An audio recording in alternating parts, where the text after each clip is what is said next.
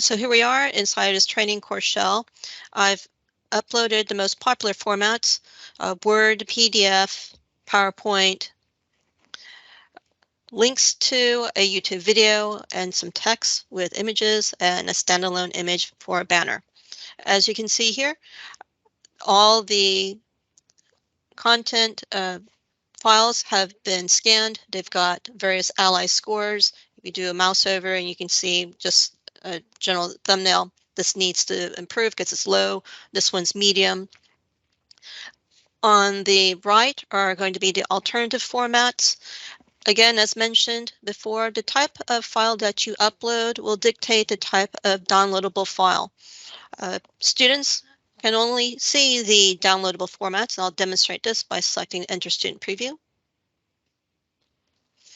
And lo and behold, only the downloadable formats appear. Let's start with talking about the formats again. The type of format is, again, contingent on the type of file you upload. This syllabus was created and then uploaded as a Word document. As such, a PDF file was generated, as well as an HTML file, EPUB, electronic braille, audio, Beeline Reader, and translated version.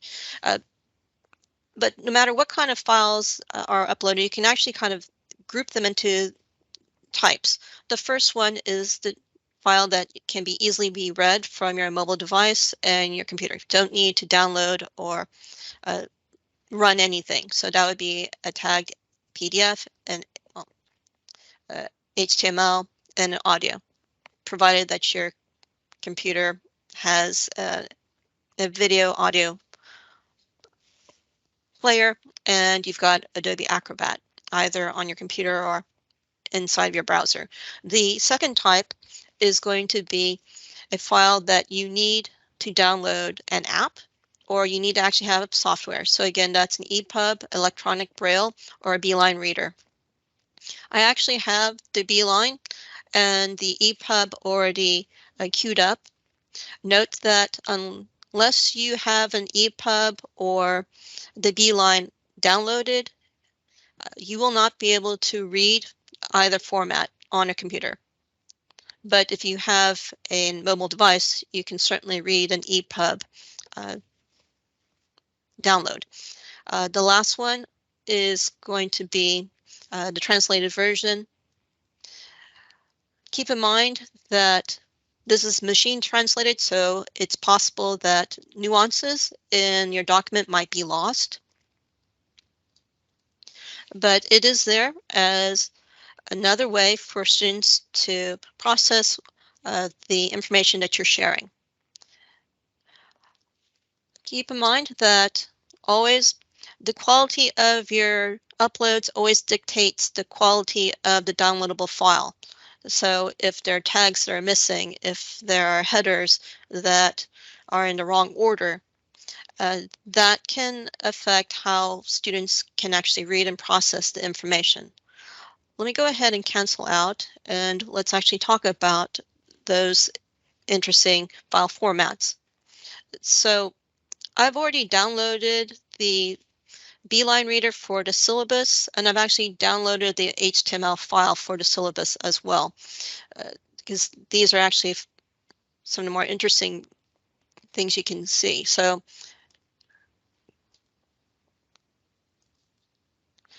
here you can see that this is the syllabus. Notice that the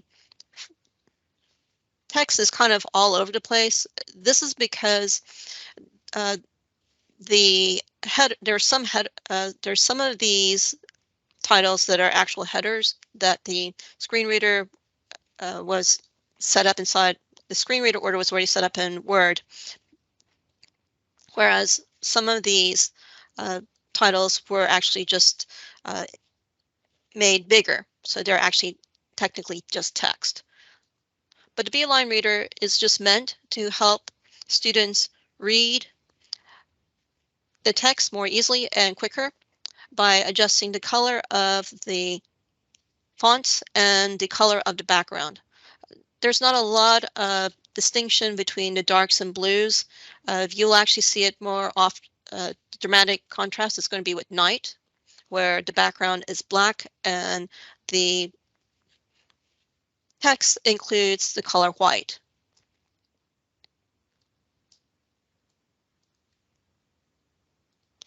Another format that you can actually see is HTML.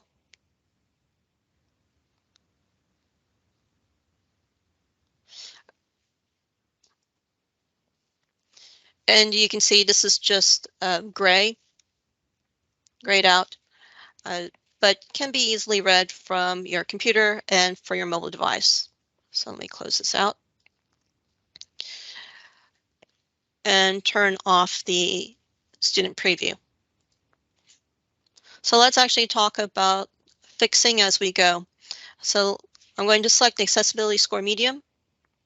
And you can see as the preview is uploading, my score is right now 66%. There are issues that are going to prevent a screen reader, students with visibility challenges from actually picking up what's written inside of this syllabus document. I can go over each of these items one by one, but I think it would be actually easier to select all issues.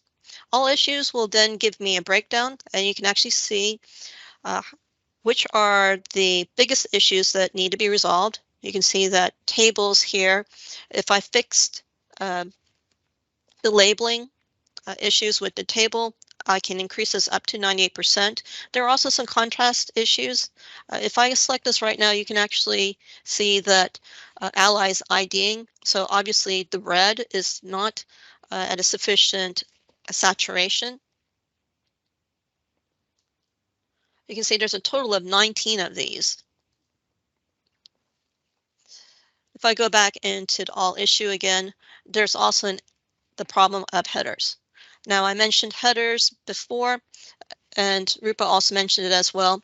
Headers are going to be titles.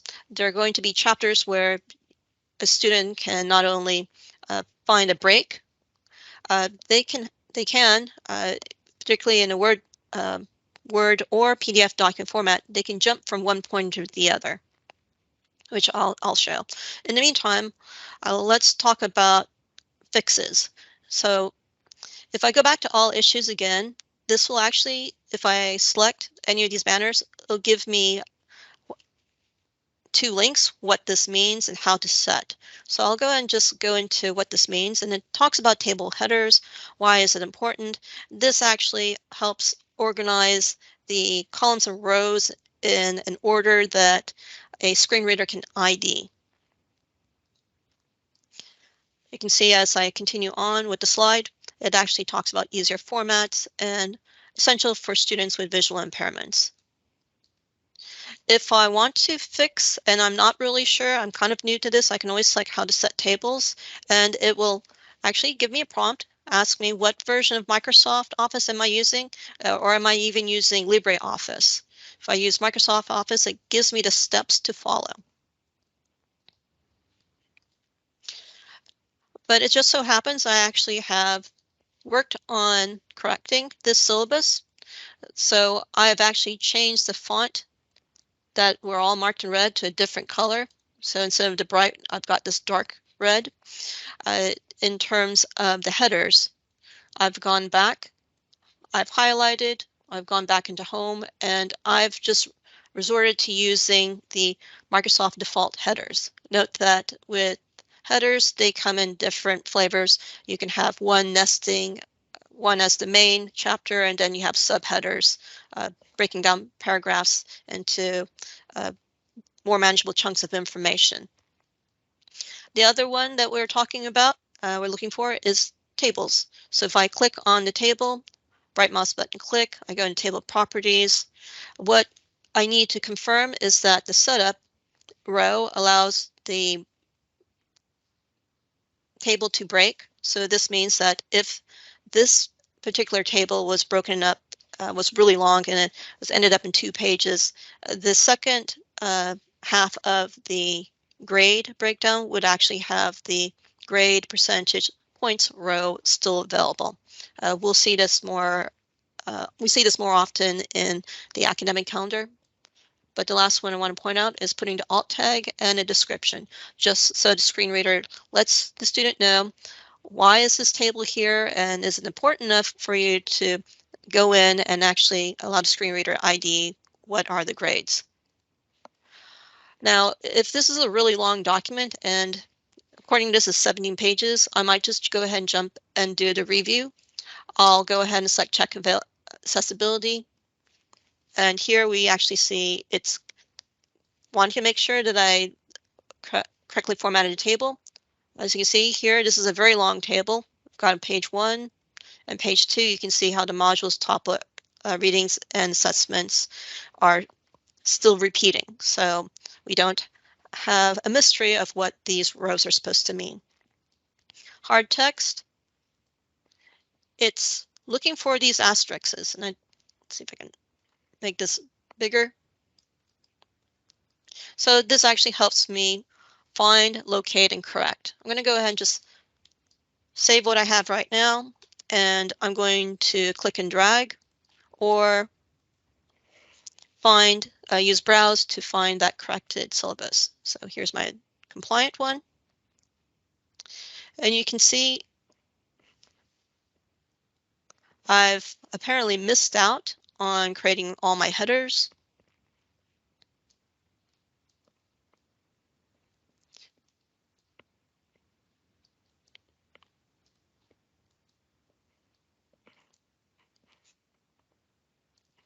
Apologize because I grabbed the wrong file. And what we should see now is an increase from 66 to something in the 90s. Because I did not correct all the asterisks in the faint red. It's still pretty good, 99%. So it's doing the loading preview and it'll actually tell me where I need to correct. In the interest of time, I'm going to close out and actually talk about the PDF documents. So PDF documents, you can think of them in 3 different types. One, these are PDF documents that were saved from a Word file. So the headers, the footers, the tables from the Word document are all automatically saved over into a PDF format. The second format is with a book or a bunch of handouts that were scanned or Xeroxed in. So those are detected as images. And the third is actually publishers' content. They actually had graphic designers, editors laying down the text, IDing images. So they're not really something you need to worry about. So we have here an old book I actually found at the UTD archive library, and it's telling me this, oops. Let me pull this up. This is the document that I actually grabbed, and you can tell this is obviously not a text. This is actually an old book. Now, when this was formatted, this was changed into an OCR. That's optical character resolution. So all the pages that were considered images, they're now been converted into text. And I'd like to point out, you see how this says WPRL? That's actually the library code that was written on the cover page. So the scan is very sensitive to picking up text and converting it such that a screen reader can read and report and students can follow. But the OCR can be rather picky. As you saw, there's that picket. The written pencil was converted into text. I just want to point out, pay attention to what happened to the NYT logo. You can see that it disappeared. So this is technology at its best, but it's not going to distinguish what is and isn't important on a page. And I bring this up because this is actually looks really clean. But if you go into another example, this is a chapter about data. This Google picture, this is actually a mashup of two pictures accidentally kind of mashed together. Although you can see here, this particular OCR document has chunked out different sections. It notices that there were headers, and therefore it's broken this document down into chapters such that a student can jump through. So this is good. Now, again, the quality of the scan depends on the actual document. So if the document was blurry, if the text was crooked, if the images are very faint, sometimes it's not going to be the most accurate. So a way to go about this is if you have the library, if the library has the book online, by all means use it. A way to do that is to go into the accessibility score. You can go in here and then fix this. And it's going to ask, do you have the file? And you're going to go ahead and say no. But then it's going to prompt, do you have the document in the library? I'm going to say yes.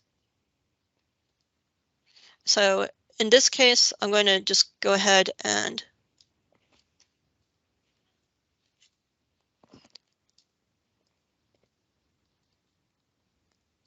pull up information from this from a book, select as add reference, and you can see it's perfect.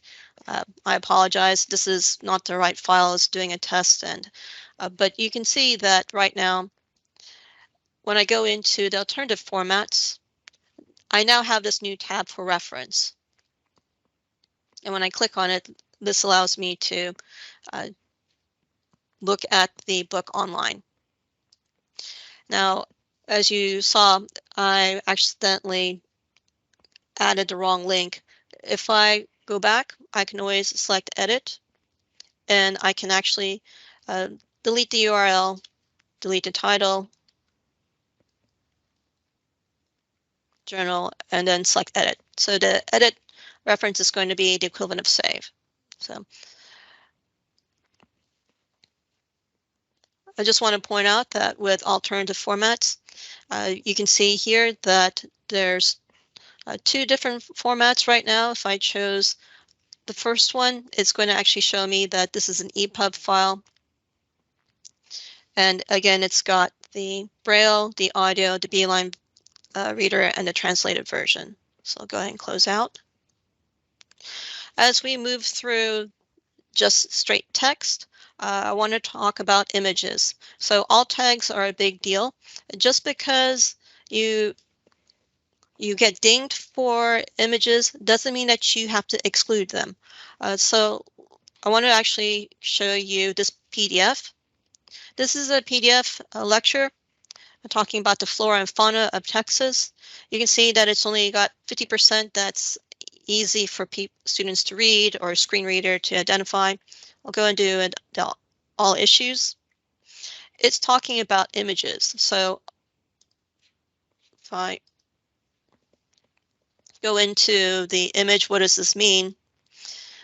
It's wanting an image description, and it's talking about where it can be added, PDF, Word, PowerPoint, and other documents. But if you look very closely, this image isn't meant to be like a standalone. It's meant to be a background. So what I needed to do is actually go back and change this PDF around. So just like the previous image with the titles and the subsequent images down in native species, I went back and selected the image and made this into a true background. Moreover, I also added this white box. I made that into the background such that the text shows up more cleanly. Just as before, you can always double check and make sure that your PDF document is accessible by selecting Review and then going into Check Accessibility. I go ahead and upload.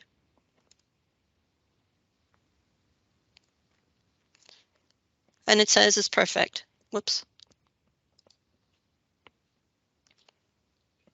Because now the background, what was an image that was used as a background, is a true background.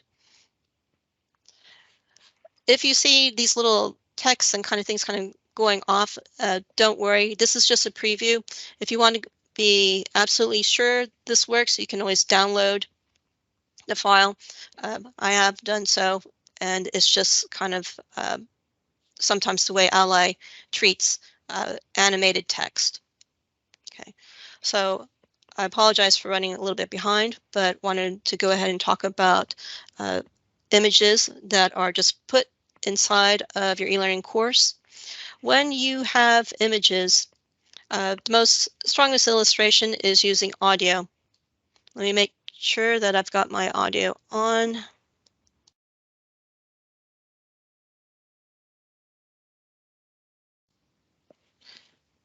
So I want to be able to play what it sounds like when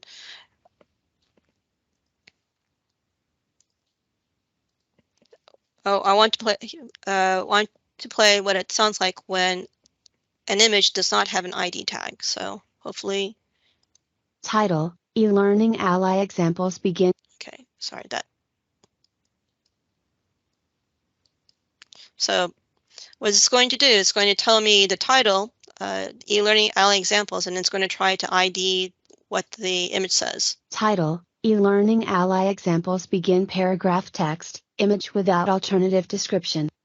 So as I mentioned before, it clearly ID'd, it clearly stated the title, but it couldn't give any information about the image. So what do? Just like we do before, we're going to take a look and see what Ally says. This image is missing a description. Unlike the previous examples where it's telling you, go here, open up the program, here are the steps. This one actually gives you not only the explanation for the Ally, this actually gives you a breakdown of what constitutes a good description. One thing to just keep in mind is just context. So here it can be as simple as just describing what's going on with the image. Others, it's talking about battle, what and actually a link showing you where the picture, the actual original pictures being displayed. So again, context, what will actually be most appropriate? So history class versus art class. For me, right now I can do it one or two ways. I can actually just write Blackboard Ally logo. But you notice how the A and the Y actually are created by the typical stick figure. So if this was a design class, maybe I will actually want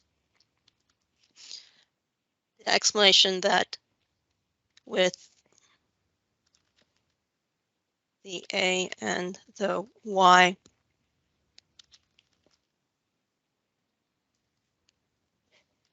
created with stick figures.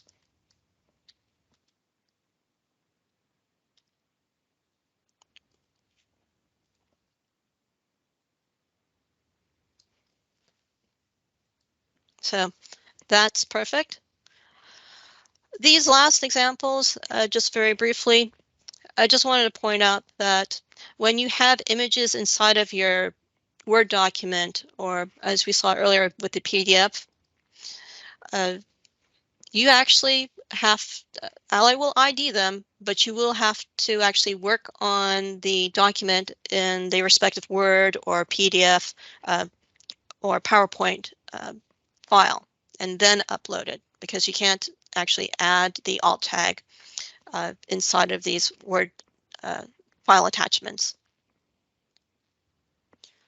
When it was mentioned about web links, the newest version of e-learning allows the links to YouTube videos to be automatically alt tagged. So that's why we don't see the little scan in here. This is kind of a built-in feature. If you selected alternative formats and you downloaded this, it would just say getting started as a title, and then it just tell you that there's a video file to play. When you're working on cleaning up a course, sometimes you will actually see images and text. Obviously, this word, the good, is really hard to see. If you select the image, the accessibility score, it's only going to fix the image. So go ahead and fix this here. To actually fix this text, you're going to have to go into the edit mode and then scroll down. Notice how it says 94%. I need to actually go back and fix the text. Simpler is better. So I'm just going to do just black. But when it comes to heading, I can always just, it's always recommended to help chunk things out since it's like separate paragraphs, separate little headers.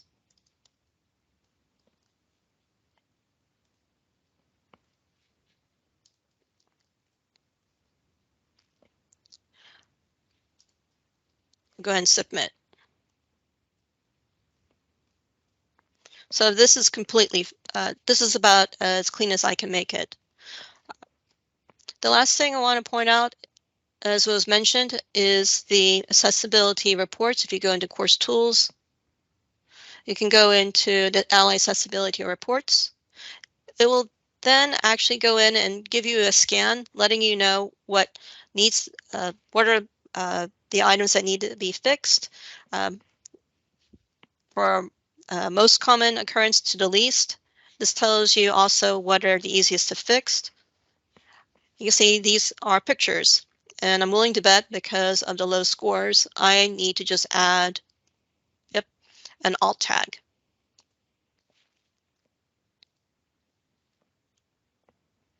I could also scroll down and also look at these by type, and it says document does not have any headers. As we mentioned before, this would need to be revised inside of a Word document. So you just open up the document in Word and start working at it. So let me go ahead and close out. Once you're done, or sometimes if you, like I said, we encourage you to take a look at the Ally alternate formats. Once you're done, you can always choose to disable. You can see now, if I want to change my mind, I'm going to enable this item. And also note that if you're using other publishers' materials, the Ally alternate download might be disabled, preventing students from downloading anything at all.